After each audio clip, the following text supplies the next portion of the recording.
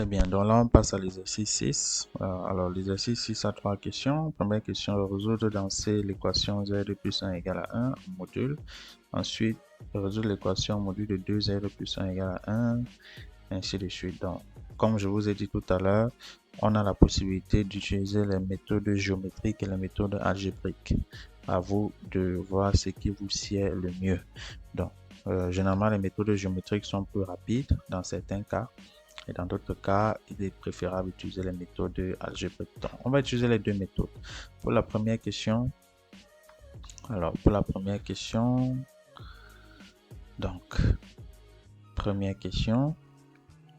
on cherche l'ensemble des nombres complexes z tels que module de z plus 1 égale à 1. Alors ici, si on suppose que m a pour fixe z et a pour fixe moins 1, alors la relation ci, n'est-ce pas, la relation étoile que voici peut s'écrire module de zm moins za égale à 1, c'est-à-dire que la distance am égale à 1, c'est-à-dire am au carré égale à 1 au carré. Alors ça, c'est l'expression géométrique d'un cercle. Ça veut dire que m appartient au cercle M appartient au cercle de centre A et de rayon 1 avec A qui a pour fixe moins 1. D'accord? En d'autres termes, les nombres complexes cherchés sont les nombres qui sont sur le cercle de centre A et de rayon 1. Ou encore, si on veut l'équation du cercle connaissant la fixe du centre, si la fixe du centre c'est 1, ça veut dire que le centre a pour coordonnées, si la fixe du centre c'est moins 1, ça veut dire que le centre a pour coordonnées moins 1 et 0. Donc, dans ce cas, l'équation du cercle sera x plus 1 au carré plus y au carré égale à 1. Ça, c'est l'équation du cercle de centre A et de rayon 1. On peut aussi procéder par les méthodes algébriques en posant z égale à x plus y. Donc, si vous posez z égale à x plus y et que vous remplacez dans cette relation, vous allez obtenir module de x plus iy plus 1 égale à 1. C'est-à-dire module de x plus 1 plus iy égale à 1. Si on élève au carré, ça ne change pas. Et le module au carré, c'est x plus 1 au carré plus y au carré égale à 1. Ça veut dire que l'ensemble des nombres complexes sont ceux qui sont sur le cercle de centre A de rayon 1. A et de rayon 1. Avec A qui a pour coordonnées moins 1, 0. Donc, c'est tout pour la première question. Alors, la deuxième question dit résoudre l'équation module de 2z plus 1 égale à 1. On peut utiliser les deux méthodes aussi. Donc, quand on écrit module de 2z plus 1 égale à 1, si on veut utiliser la méthode géométrique, il faut réécrire cette équation. Cette équation peut encore s'écrire 2 fois module de 2z plus 1 demi en module égal à 1. Donc, si je fais sortir le 2, j'aurai module de z plus 1 demi égale à 1 demi. Donc, si j'appelle maintenant b le point d'affixe moins 1 demi, n'est-ce pas, et m le point d'affixe z, cette relation-ci va devenir module de zm moins zb égale à 1 demi, c'est-à-dire bm égale à 1 demi. bm égale à 1 demi, ça veut tout simplement dire, lorsqu'on a bm égale à 1 demi, ça veut dire que M appartient au cercle de centre B et de rayon 1,5, tout simplement. M appartient au cercle de centre B de rayon 1,5. Donc l'ensemble des nombres complexes cherchés, ce sont les nombres complexes qui appartiennent au cercle de centre B et de rayon 1,5. Ça, c'est une première approche. Une deuxième approche, c'est de passer par l'expression algébrique, donc en posant z égale à x plus iy. Alors, la relation va devenir module de 2 facteurs de x plus iy plus 1 égale à 1. Ce qui va donner module de 2x plus 1 plus 2y plus 2iy égale à 1. Et on peut élever au carré. En élevant au carré, on aura 2x plus 1 au carré plus 2y au carré égale à 1. D'accord? Et on peut mettre 2 en facteur. Ça va faire 2 facteur de x plus 1 demi. Le tout au carré plus 2 au carré fois y au carré égale à 1. Ce qui va permettre d'avoir 4 facteurs de x plus 1 demi au carré plus 4y au carré égale à 1. Donc on aura en fin de compte, x plus 1 demi au carré plus y au carré égale à 1 quart. 1 quart qui est encore 1 demi au carré. Donc on a là à faire l'équation d'un cercle de centre B de coordonnées moins 1 demi 0 et de rayon 1 demi. On trouve le même résultat que pour la forme géométrique. Donc la troisième question, on dit Zn, mais on prend une suite de nombres complexes Zn dans C, vérifiant l'équation module alpha n Zn plus 1 égale à 1, où alpha n est une suite de nombres réels strictement positifs tendant vers plus l'infini. Déterminer la limite de Zn. Donc ici, on a deux manières aussi. On peut procéder par méthode géométrique comme par méthode algébrique. Donc on va calculer limite de Zn quand n tend vers plus l'infini. Donc on veut savoir à quoi est égal à cette limite. Tout ce qu'on sait, c'est que la limite de alpha n quand n tend vers plus l'infini égale à 0. Et alpha n, c'est une suite de nombres réels positifs. Donc ça appartient à R+.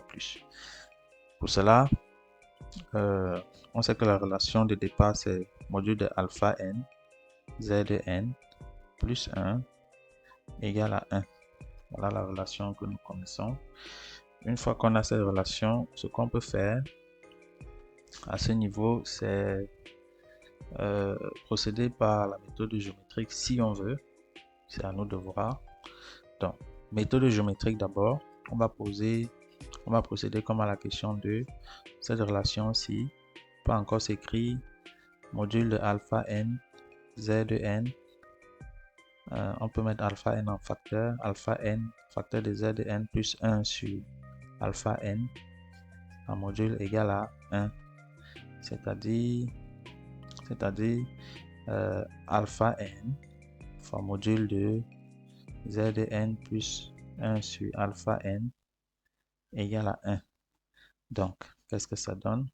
Ça donne que module de Zn plus 1 sur alpha n égale à 1 sur alpha n.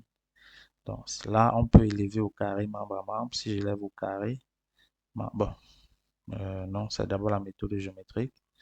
Donc, ce qu'on va faire, c'est plutôt supposer que on prend le point Mn qui a pour affixe Zn et le point A indice n qui a pour affixe moins 1 sur alpha n. Et une fois qu'on a fait ça, la relation aussi peut s'écrire encore module de Z indice Mn moins Z indice AN égale à 1 sur alpha n. C'est-à-dire que A indice n, la distance de A indice n à M indice n égale à 1 sur alpha n. Ça veut dire que M indice n appartient au cercle de centre AN, n'est-ce pas, et de rayon 1 sur alpha n.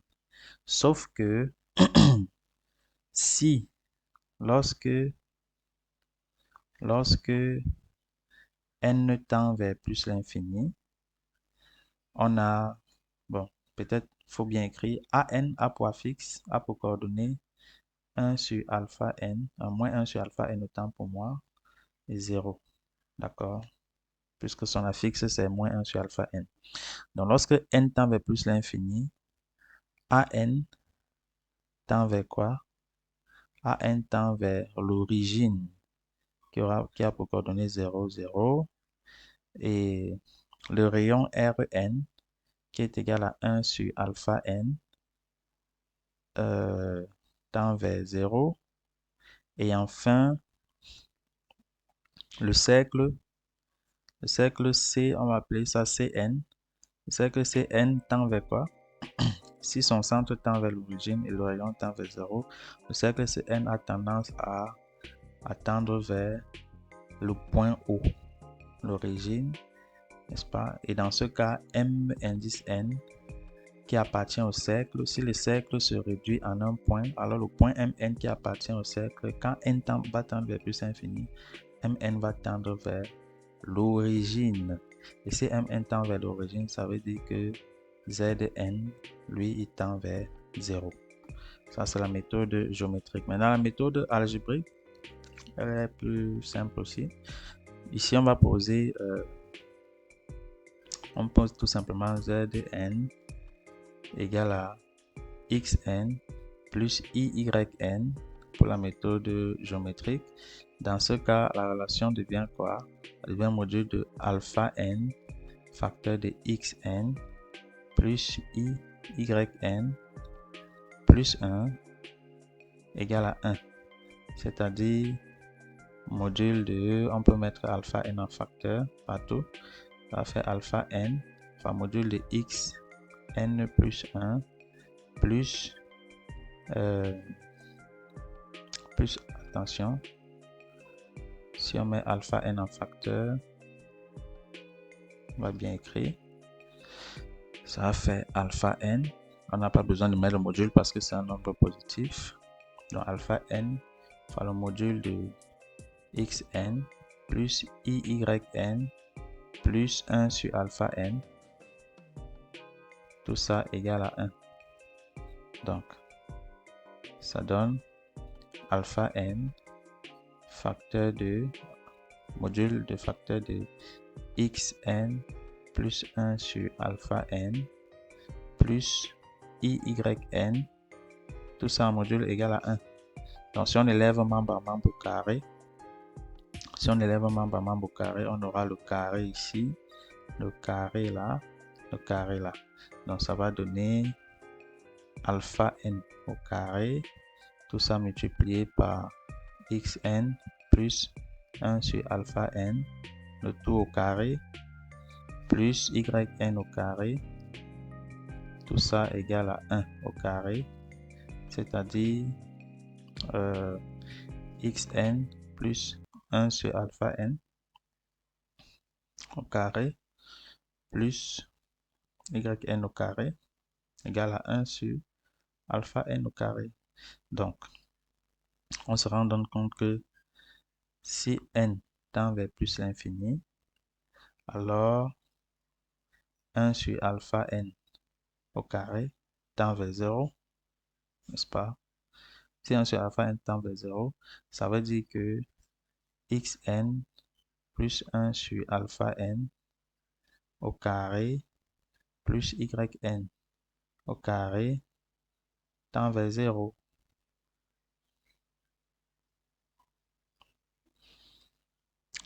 Non, il y a un problème. Donc, si on passe à la limite, de cette relation, en passant la limite de cette relation, on aura limite de xn plus 1 sur alpha n au carré quand n tend vers plus l'infini, plus limite de yn au carré quand n tend vers plus l'infini égale à 0, c'est-à-dire limite de xn plus limite de 1 sur alpha n, le tout au carré, plus limite de yn, le tout au carré, quand n tend vers plus l'infini, partout, n tend vers plus l'infini, n tend vers plus l'infini, égale à 0. Alors, comment on fait pour quitter de cette relation à cette relation? Tout simplement parce que xn, yn et alpha n sont des suites continues. Sont des suites continues de nombres réels. Donc, on sait que si on a, voici la formule, la propriété. La propriété dit que, je vais rappeler ça ici, si f est une fonction continue, n'est-ce pas, alors la limite de f de un quand n tend vers plus l'infini est égale à f de la limite de un quand n tend vers plus l'infini. Donc, si f est une fonction continue, on peut faire entrer la limite à l'intérieur. Or, vous voyez qu'ici, notre fonction f, c'est la fonction carré. Partout là, c'est la raison pour laquelle on a le droit de faire entrer les limites à l'intérieur. Donc, une fois que cela est dit, on aura donc cette quantité limite de xn quand n tend vers plus l'infini au carré qui va rester parce que sur cette quantité-ci vaut 0 plus limite de yn de tout au carré à l'infini égale à 0. Alors, la somme de deux carrés égale à 0, ça veut dire que chaque élément égale à 0. Donc, ça veut dire que limite de xn à l'infini égale à 0, c'est aussi égal à la limite de yn à l'infini. Tout ceci nous permet de conclure simplement que zn qui est égal à xn plus yn lui aussi tend vers 0 quand n tend vers l'infini. Il fallait bien détailler ça comme ça. Voilà, c'est tout pour l'exercice 6. On va passer à l'exercice 7.